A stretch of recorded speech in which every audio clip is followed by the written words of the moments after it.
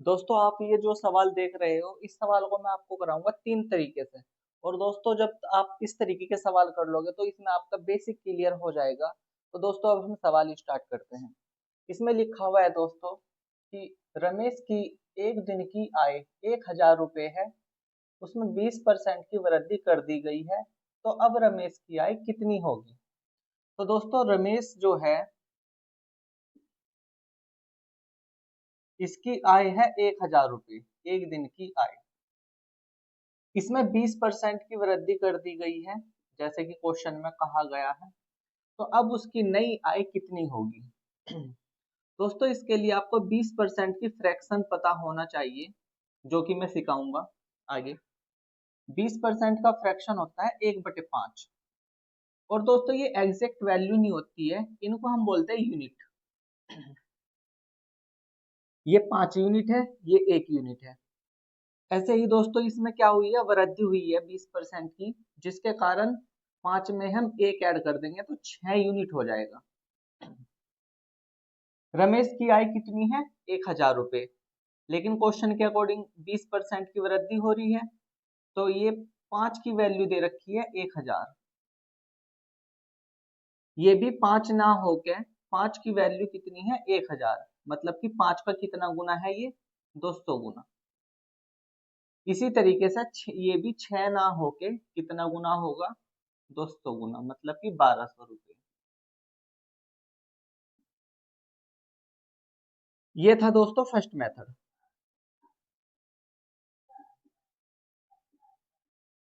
अब दोस्तों हम सेकंड मेथड देखेंगे।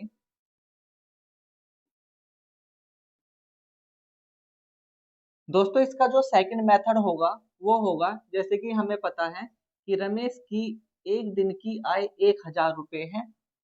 इसमें 20% की वृद्धि हो गई है तो हम इसका 20% निकाल देंगे। 1,000 का 20% जब आप निकल लोगे तो ये 20 है। परसेंटेज का साइन हटेगा, बटे में 100 आ जाएगा। दोस्तों नीचे की अगर हम दो जीरो कैंसिल करेंगे तो ऊपर की भी दो जीरो कैंसिल कर देंगे। ऊपर यहाँ पे बच गया 100, यहाँ पे बच गया 2। इनकी आपस में गुना करेंगे तो ये हो जाएगा 200। अब दोस्तों इस 200 को रमेश की जो पुरानी आय थी 1,000 रुपये उसमें ऐड कर देंगे तो ये हो जाएगा 1,000 प्लस 200, मतलब कि 1,200 रुपये। इसी तरीके से दोस्तों हम थर्ड मेथड देखेंगे इसका। इसका थर्ड मेथड जो है दोस्तों वो भी कुछ इसी तरीके का है। रमेश की एक दिन की आय कितनी है, 1,000 रुपये। अपने आप में ये कितनी है, 100%। अगर अपने आप में ये 100% है और 20% की हमने वृद्धि कर दी तो 120% हो गया। तो दोस्तों अब हम डायरेक्ट निकाल देंगे 120%। ये 1,000 है गुना ये है 120, और परसेंटेज का साइन हटेगा, बटे में 100 आ जाएगा। नीचे की दो जीरो कैंसिल करेंगे तो ऊपर की भी दो जीरो कैंसिल करनी पड़ेगी, और 100 की गुना 12 में करेंगे तो डायरेक्ट ये आ जाएगा 1,200 रुपये। तो दोस्तों ये जो सवाल था उसको हमने तीन तरीके से किया। एक तो फ्रैक्शन करके, एक को फिर हमने जोड़ के, और एक को हमने किया डायरेक्ट। दोस्तों इसी तरीके का एक सवाल मैं और ले लेता हूँ। इसमें हमने वृद्धि दिखाई थी, इस बार हम कमी दिखा देते हैं। पहले मैं इसको रफ कर देता हूँ।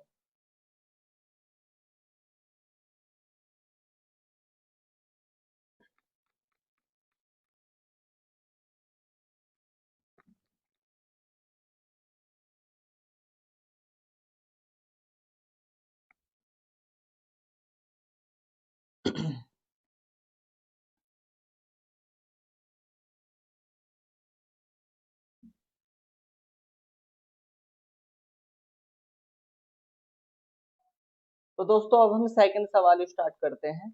इसमें लिखा हुआ है कि राम की आय एक दिन की वो कितनी है, 5,000 रुपये। राम की आय कितनी है दोस्तों एक दिन की, 5,000 रुपये। और इसमें 25% की कमी कर दी गई है। दोस्तों इस बार क्या हुआ कि 25% की कमी कर दी। तो अब राम की आय कितनी होगी। तो दोस्तों सबसे पहले हम देखेंगे कि 25% जो है इसका फ्रैक्शन होता है 1/4। और दोस्तों जैसे मैंने आपको बताया कि ये होती है यूनिट, एग्जैक्ट वैल्यू नहीं होती है। अब जब 25% की कमी हो रही है तो 4 में कमी हो गई, कितने की? 1 की, तो ये कितना आ जाएगा? 3। इसके बाद दोस्तों ये 5000 की क्या हो रही है? 5000 उसकी आय है तो कमी हो रही है, लेकिन यहाँ पे 4 वैल्यू आ रही है, इसका मतलब 4 की वैल्यू कितनी है? 5000। दोस्तों इस 5000 का ये कितना गुना होगा जब डिवाइड करके देखेंगे? 1, ये 12.5 के आसपास आएगा, 12.5 देख लेते हैं, 1250 गुना। इसी तरीके से दोस्तों ये 3 ना होके कितना हो जाएगा? 1250 गुना। ये हो जाएगा दोस्तों 3750 रुपये। तो दोस्तों पहले पहले राम की आय कितनी थी? 5000 रुपये। अब राम की आय कितनी है? 3750 रुपये। यही हमारा आंसर हो गया। अब दोस्तों ये तो था फर्स्ट मेथड। अब हम देखेंगे सेकंड मेथड। दोस्तों सेकंड मेथड देखो क्या है। राम की एक दिन की आय है 5000 रुपये, उसमें कमी हो गई 25% की। दोस्तों जैसे मैंने इससे पहले वाले सवाल में आपको बताया था कि 25 तो एज इट इज लिखो, लेकिन परसेंटेज का साइन हटाएंगे तो बटे में 100 आएगा। दोस्तों दो जीरो से दो जीरो कैंसिल कर दो, ये जीरो एज इट इज रखो और 5 की मल्टीप्लाई 25 में करेंगे तो 125 हो जाएगा, मतलब कि 1250। तो दोस्तों 1250 को क्या करना है? हमें 5000 में से माइनस करना है। 5000 माइनस 1250, तो दोस्तों ये आ जाएगा 1200। जब घटाएंगे इसमें से 3800, फिर 50 और घटा दो तो 3750 रुपये। तो दोस्तों देखो ये 3750 रुपये आ गए। हमने इससे पहले वाले सवाल में ऐड किया था क्योंकि वहां पे वृद्धि हो रही थी, लेकिन यहाँ पे कमी हो रही है, जिसके कारण हमने क्या किया? माइनस किया। इसी तरीके से इसका थर्ड मेथड देखेंगे, जो कि बहुत अच्छा मेथड है डायरेक्ट। थर्ड मेथड में दोस्तों क्या करना है कि राम की आय एक दिन की है 5000 रुपये, जो कि अपने आप में 100% है। उसके बाद इसमें 25% की कमी हो गई, तो 100% था पहले, अब 25% की कमी हो गई, तो अब बच गया 75%। 100 में से 25 को माइनस कर दो, 75%। 5000 रखा यूं का यूं ही, गुना ये 75, परसेंटेज का साइन हटेगा, बटे में 100 आएगा। इस दो जीरो से ये दो जीरो कैंसिल, ये जीरो रही एज इट इज। 5 की मल्टीप्लाई जब इसमें करेंगे तो ये आ जाएगा 3750 रुपये। यही हमारा आंसर होगा। तो दोस्तों आप भी कमेंट में बताइए कि आप भी मेरे से पहले कमेंट में ही लिख दिया करो, ठीक है दोस्तों।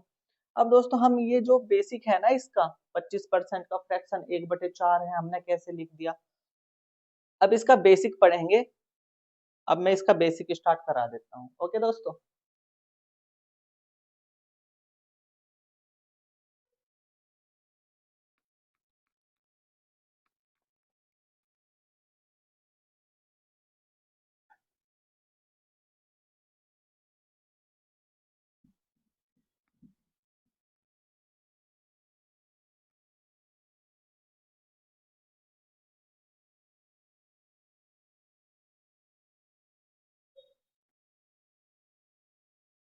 तो चलिए दोस्तों अब हम इसका बेसिक स्टार्ट कर लेते हैं। देखिए दोस्तों, जैसे कि मैं एक वैल्यू ले लेता हूँ 25%, जैसे हमने पहले देखा था।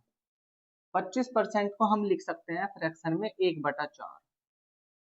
दोस्तों मैंने आपको बताया कि ये जो 4 है ना और ये 1 है, ये यूनिट होती है। तो ये जो यूनिट होती है ना, ये एग्जैक्ट वैल्यू नहीं होती है, सिर्फ क्वेश्चन के अकॉर्डिंग हमें ये लिखना पड़ता है, फिर क्वेश्चन में से ही हमें वैल्यूज निकाल के रखनी पड़ती है।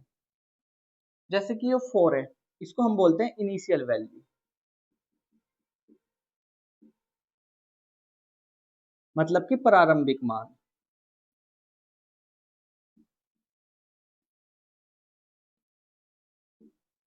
और दोस्तों ये होता है, जो ऊपर लिखी हुई होती है, ये होती है इंक्रीज वैल्यू। इंक्रीज वैल्यू, या फिर हम बोल सकते हैं डिक्रीज।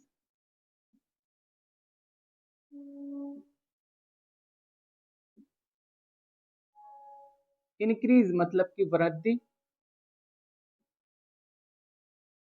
या फिर कमी। डिक्रीज मतलब कि कमी। अब मैं मान लेता हूं दोस्तों, इसमें 25% की वृद्धि हुई है। अगर वृद्धि हुई है तो 4 में एक ऐड करेंगे, कितनी हो जाएगी? 5। ये 5 यूनिट जो है, इसको हम बोलेंगे फाइनल वैल्यू, मतलब कि अंतिम मान।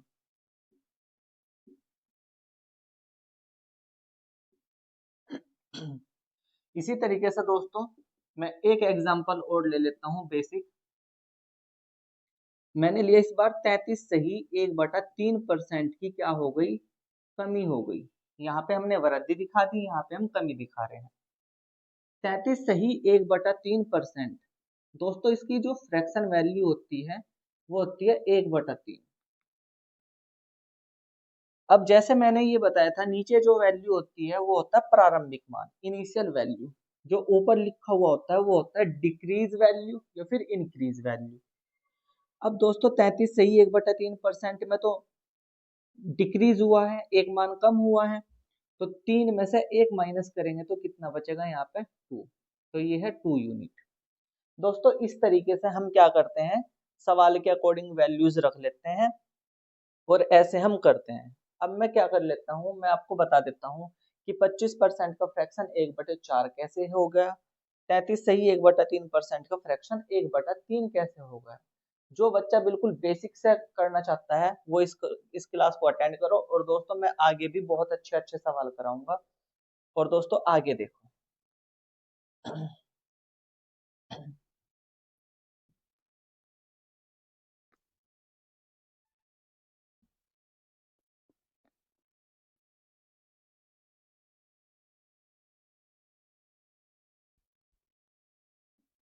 दोस्तों मैं अब आपको यहाँ पे बताऊंगा फ्रैक्शन वैल्यू और परसेंटेज वैल्यू। परसेंटेज को फ्रैक्शन में कैसे बदलेंगे और फ्रैक्शन को परसेंटेज में कैसे बदलेंगे। तो सबसे पहले मैं यहाँ पे स्टार्ट कर देता हूँ 1। तो अगर कहीं पे लिखा हुआ है 100%, तो आपको उसकी फ्रैक्शन वैल्यू लिखनी है 1।